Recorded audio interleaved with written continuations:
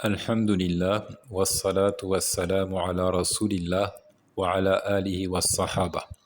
Louange à Allah, nous le louons, nous implorons son secours et son pardon. Que la prière et la salutation soient sur notre prophète Mohammed ainsi que sur sa famille et l'ensemble de ses compagnons. Aujourd'hui, force est de constater que le monde arabo-musulman est en position de faiblesse, sur tous les plans. Mais ce qui nous importe ici, c'est évidemment de parler de religion. Et nous constatons que les musulmans sont éloignés des enseignements originels de la religion de l'islam. Alors évidemment, il y a plusieurs facteurs qui peuvent expliquer cet éloignement. Mais si je prends par exemple le cas du Maghreb ou de l'Afrique subsaharienne, on ne pourra pas ignorer le facteur de la colonisation, qui a été une époque charnière, qui explique beaucoup de cet éloignement de la religion de l'islam. Si on prend par contre le Golfe, les pays arabes, tels que les monarchies et autres de la péninsule arabique, alors il y a d'autres facteurs qui vont expliquer cet éloignement. Deux principalement qui me viennent à l'esprit ici. Par exemple, le prophète sallallahu alayhi wa sallam a dit en s'adressant à ses compagnons à l'époque: Mal faqra akhsha alaykum, innama akhsha an tuftaha alaykum ad-dunya kama futihat ala alladhina min qablikum fatanafasuha kama tanafasuha fatuhlikakum kama ahlakathum. Et il avait dit: ce n'est pas la pauvreté que je crains pour vous. Ce n'est pas la pauvreté que je crains pour vous. Alors que nous le savons, les habitants de la péninsule sont passés par des époques difficiles, durant lesquelles on connaissait des famines, on connaissait vraiment la misère. Mais il a bien dit, ce n'est pas la pauvreté que je crains pour vous, ce que je crains plutôt pour vous, c'est que les portes du bas monde s'ouvrent à vous, c'est-à-dire que les richesses de ce monde s'offrent à vous. Vous entrerez alors en compétition pour les acquérir, comme ceux d'avant vous sont entrés en compétition pour les acquérir, et ce bas monde causera votre perte comme il a causé la perte des communautés d'antan. Donc ça, c'est quelque chose dont nous sommes témoins. La richesse qui est caractéristique de ces Émirats, de ces pays du Golfe. Ils sont extrêmement riches, et notamment grâce à la découverte du pétrole. Mais est-ce que cette richesse leur sert, ou bien est-ce qu'elle est plutôt source de problèmes pour eux? Et n'ayons pas peur des mots, même source de perdition pour notamment la jeunesse, qui dilapide les biens, qui gaspille ses richesses sans bonne intelligence, sans en faire bon usage. La deuxième des raisons de l'éloignement de ces populations de leur religion, c'est aussi un suivisme aveugle des Occidentaux, une imitation bête, stupide des Occidentaux, qui sont par définition donc des non-musulmans. Et dans ce sens, le prophète alayhi salam avait dit: La tattabi'una sanana man kana qablakum shibran bi shibrin wa zira'an bi zira' hatta law dakhalu juhra dhabbin la tabi'tumuhum qulna ya rasulallah al-yahuda wan nasara qala faman. Il dit: vous allez suivre les voies de ceux qui vous ont précédés, empan par empan, coudé par coudé, à tel point que s'ils entraient dans le refuge, dans le trou creusé par un lézard, vous entreriez là-dedans vous aussi, vous les suivriez là-dedans. Et ses compagnons ont dit: veux-tu parler des juifs et des chrétiens? Il a dit: et sinon qui? Dans une version: Halinnas illa haoula. Et sinon qui? Ce sont eux qui constituent finalement l'essentiel de l'humanité, ou en tout cas pour ce qui est donc de la civilisation qui a dominé durant ces derniers siècles, juifs et chrétiens. On parle de civilisation judéo-chrétienne pour parler de l'Europe et des États-Unis, donc de l'Occident d'une manière générale. Donc ce sont là, à mon sens, deux facteurs essentiels de perdition, d'éloignement des enseignements de la religion. D'une part, la richesse, la profusion d'argent, qui est une fitna, qui est une tentation. Comme le dit le Très-Haut, innama amwalukum wa auladukum fitna. Allah le Très-Haut qui dit, vos richesses et vos enfants sont pour vous une tentation. Et l'autre tentation, c'est celle de vouloir, certainement par complexe d'infériorité, suivre aveuglément, imiter les infidèles.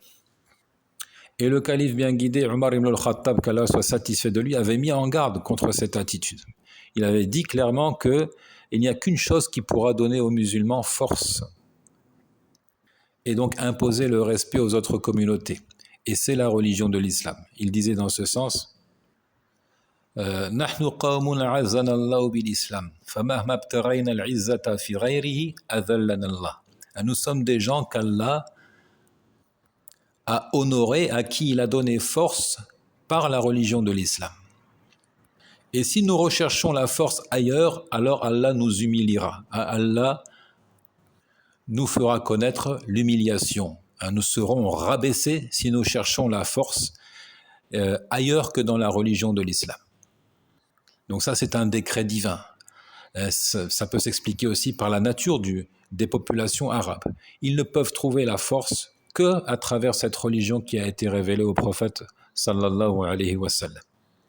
Donc cette faiblesse du monde arabo-musulman, elle s'explique aussi du fait qu'ils cherchent la force ailleurs que dans la religion. En copiant des modèles économiques comme le capitalisme, en copiant aussi, en voulant imiter des modèles politiques comme la démocratie. Donc tout cela participe à un affaiblissement de ces pays.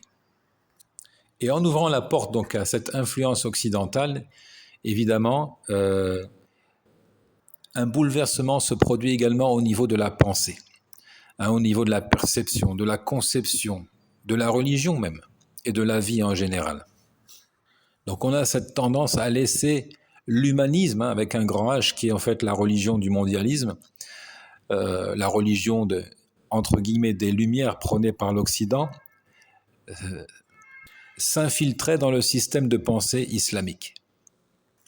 De la même façon, on laisse aussi le capitalisme influencer sur notre manière de percevoir les choses, de réfléchir et même d'agir. Donc en ce qui concerne d'abord l'humanisme, le constat est le suivant. Chez beaucoup de musulmans, et sous donc ce martèlement incessant de respect des droits de l'homme, on a fini par considérer effectivement que le plus important dans la religion, c'était le rapport à autrui.